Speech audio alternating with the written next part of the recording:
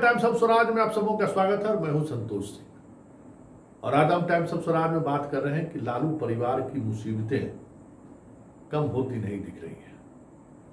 भले ही तेज प्रताप राजनीतिक वजह से ही सही अभी तक ईडी और सीबीआई के चंगुल में नहीं आए हैं, लेकिन आज अपनी पत्नी की वजह से वो चंगुल में आ ही गए।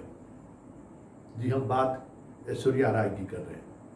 वो ऐश्वर्या राय जिससे तेज प्रताप की शादी हुई थी 2018 में, और उस शादी के बाद जो कुछ भी हुआ किसी से छुपा हुआ नहीं है। आज इस मामले में पटना परिवार न्यायालय में सुनवाई हुई है। लंबे अंतराल से सुनवाई हो रही थी। 2018 में ही तेज प्रताप कोर्ट चले गए थे कि हमको तलाक दे दीजिए। हालांकि कई बार कोर्ट ने कोशिश की कि तलाक का जो प्रोसेस है उसको हम टालें, उसको समय भी दिया गया, दोनों को साथ रहने के लिए भी कहा गया कि आप लोग म्यूचुअली बात कीजिए, लेकिन वो बात बनी नहीं। लेकिन पूरी सुनवाई के बाद आज परिवार न्यायालय का जो जजमेंट आया के साथ घरेलू हिंसा हुई है, और जो आरोप उन्होंने मीसा भारती और राबड़ी देवी, सास राबड़ी देवी पर लगाई है, वो आरोप सही प्रतीत होता है। फिलहाल ऐश्वर्या राय को, राबड़ी परिवार को जिस तरीके से या राबड़ी देवी को जिस तरीके की सुख सुविधा मुहैया कराई जा रही है, वो सुख सुविधा मुहैया कराई जाए।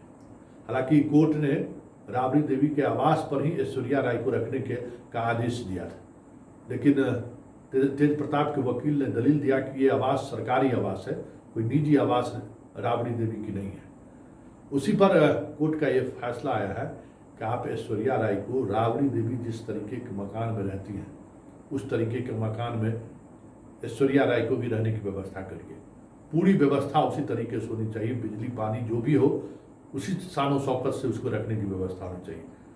और इतना ही नहीं, 31 अक्टूबर को फिर सुनवाई होनी है, और इस दौरान ऐश्वर्या राय से भी परिवार न्यायालय के जज ने बात की और उनसे समझने की कोशिश की कि बीच का क्या रास्ता निकल सकता है, क्योंकि तेज प्रताप तलाक के लिए आवेदन फाइल किया है। लेकिन जिस तरीके से परिवार न्यायालय ने घरेलू हिंसा की बात स्वीकार की है, ऐसे में ये केस क्रिमिनल केस में तब्दील हो गया तो लालू परिवार की मुश्किलें बढ़ सकती हैं। क्योंकि घरेलू हिंसा की बात कहीं न कहीं आज ने जिस तरीके से न्यायालय ने स्वीकार किया है कि ऐश्वर्या के साथ घरेलू हिंसा हुआ है, राबड़ी उनके साथ गलत व्यवहार की है, मीसा भारती उनके साथ गलत व्यवहार की है, तेज प्रताप उनके साथ गलत व्यवहार कर रहा था, और वे सारी बातें जिस तरीके से कोर्ट में साबित हुआ है, ऐसे में अगर ये मामला क्रिमिनल ऑफेंस की तरफ बढ़ा तो लालू परिवार की मुश्किलें बढ़ सकती हैं। क्योंकि घरेलू हिंसा अपने आप में एक ऐसी कानूनी व्यवस्था है जिस व्यवस्था में जेल भी जाना पड़ सकता है, आपको जमानत भी लेनी पड़ सकती है। तो आज के इस फैसले के बाद आप कह सकते हैं कि लालू परिवार की मुश्किलें एक दूसरे प्लेटफॉर्म पर भी बढ़ती जा रही हैं। पुतोह के मामले में ये जजमेंट हमें लगता है कि लालू के लिए एक बड़ा सेटबैक है। और आप देखिए इस बीच का रास्ता अगर कुछ निकलता है, जिस तरीके से तेजस्वी और ऐश्वर्या के बीच मुलाकात हुई थी दरोगा राय जी के जयंती के मौके पर, जो दुआ सलाम हुआ था, उसके सहारे कुछ बीच का रास्ता अगर निकले तब तो सही है, नहीं तो फिर आने वाले समय में एक नए तरीके के मुकदमों में पूरा परिवार लालू का उलझता हुआ दिखे तो कोई बड़ी बात नहीं होगी। और बात सिर्फ कानूनी नहीं है, तब बात राजनीतिक भी होगा।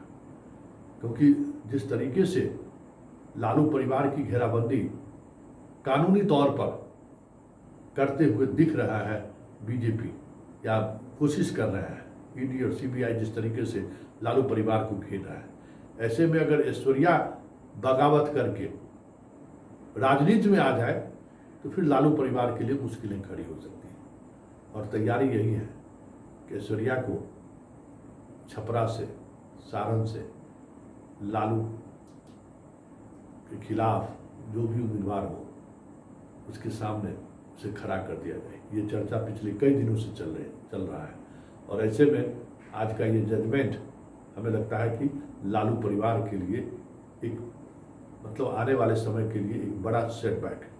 और ये सेटबैक ऐसा सेटबैक है जिन्हें अपने कर्म भूमि पर मतलब छपरा में विपक्ष को घेराबंदी करने के लिए ऐश्वर्या राय का एक फेस आज के बाद उस तरीके से सामने आ सकती है जो अभी तक लालू परिवार के खिलाफ उस तरीके का फेस ढूंढने में बीजेपी कामयाब नहीं रही।